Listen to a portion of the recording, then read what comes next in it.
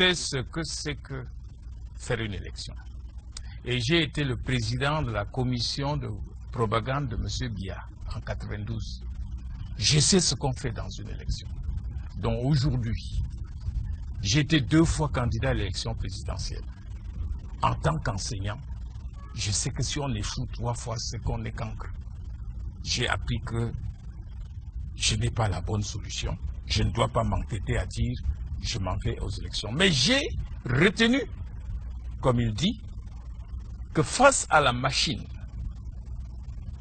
du RDPC, préparée, pas pour gouverner, mais pour durer, pour demeurer, pour détruire, sauf l'union de l'opposition peut donner une réplique. Pas en gagnant l'élection.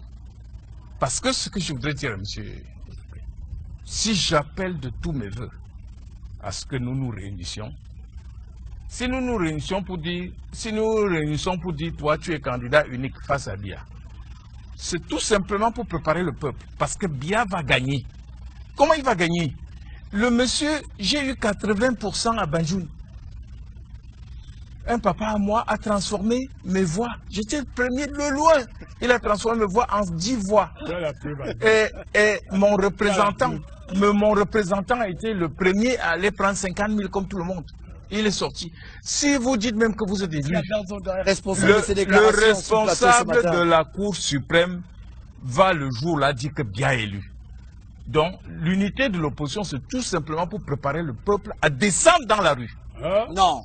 Ah, écoutez, vous n'êtes pas responsable de ce que je dis. Je suis responsable. Vous avez affaire à un bandit.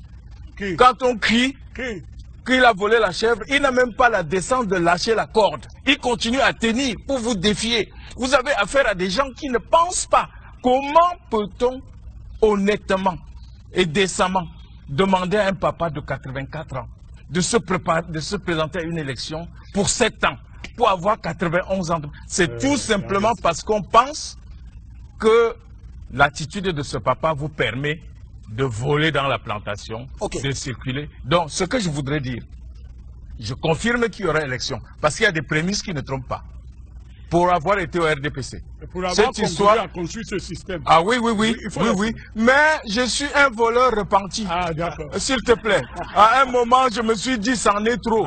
C'est parce que vous ne savez pas reconnaître quand c'est trop. On ne peut pas tromper le peuple tout le temps. Merci. Je veux vous dire que je voudrais informer ceux qui arrivent qui aura vote. Il y a des prémices. L'histoire des ordinateurs que vous avez entendu là, ça a été inventé effectivement pour mettre de l'argent de côté pour le vote. Il y a d'autres choses que vous n'avez pas encore vues. C'est comme ça que le RDPC prépare son vote. D'ailleurs, comme dit Elembi, comment vous allez affronter quelqu'un sans moyens alors qu'il a tous les moyens de l'État, y compris les moyens volés? Merci. Il y aura vote. Donc pour ceux qui pensent qu'ils sont neufs, tout beaux, et qu'ils vont faire ce que les vieux n'ont pas fait, c'est un danger. Pour les vieux qui ne comprennent pas qu'il faut essayer autre chose, c'est un danger. Et nous serons plus comptables devant le peuple que Biya. Merci beaucoup. Je rappelle quand même qu'en ce qui concerne l'ordinateur, il faut que les Camerounais me suivent clairement. Moi, je ne sais pas, s'il vous plaît, je ne sais pas mâcher mes mots.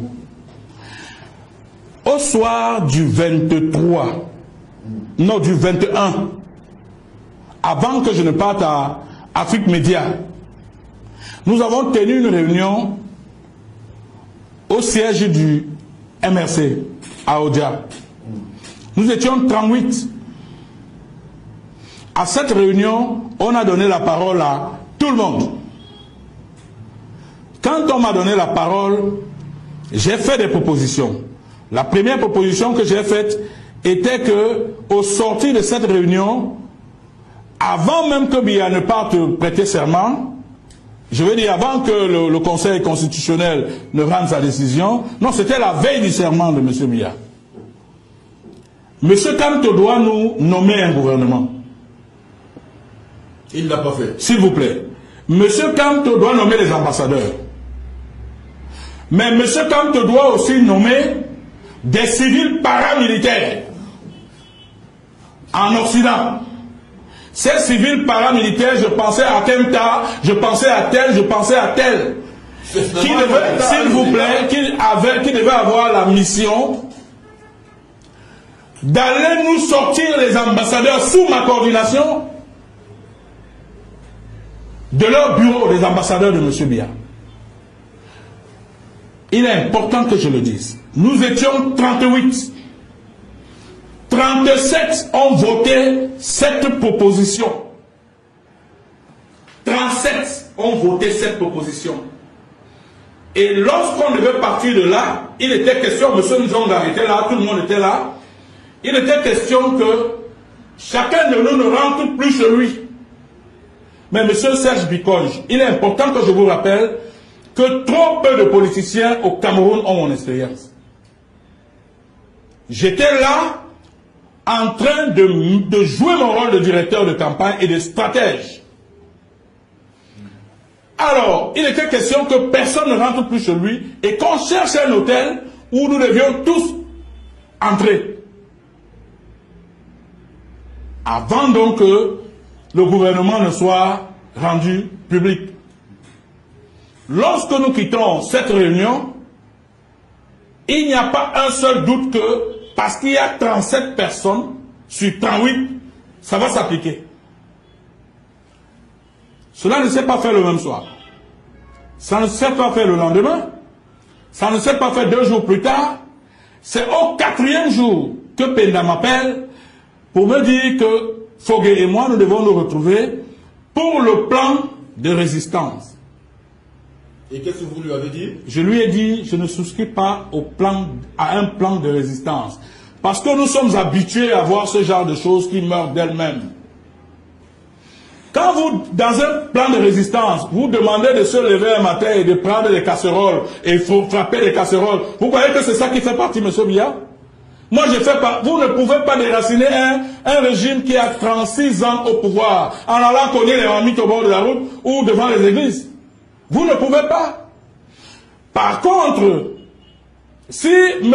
Kenta avait été nommé par un acte de Kanto, si nos vaillants combattants en Allemagne avaient été nommés par un acte de M. Kanto, je peux vous assurer, tel que je vois la détermination de ces gens-là, ces gens seraient allés nous sortir les ambassadeurs de M. Biya. Est-ce que ça allait faire partie Biya? Non, ça allait le faire partie. Si, à défaut de le faire partie, ça allait faire entrer la communauté internationale au Cameroun. Parce que sachez que chaque fois que la communauté internationale entre, c'est quand elle sent qu'il y a problème, quand il y a trouble. Ça s'est passé vous savez qu'il y a eu des morts au Congo et Kinshasa. Je ne dis pas qu'il fallait des morts ici, mais je dis que si nous avions réussi à déloger 5 ambassadeurs en Occident, je vous assure que les choses ne seraient plus les mêmes au Cameroun. Aujourd'hui.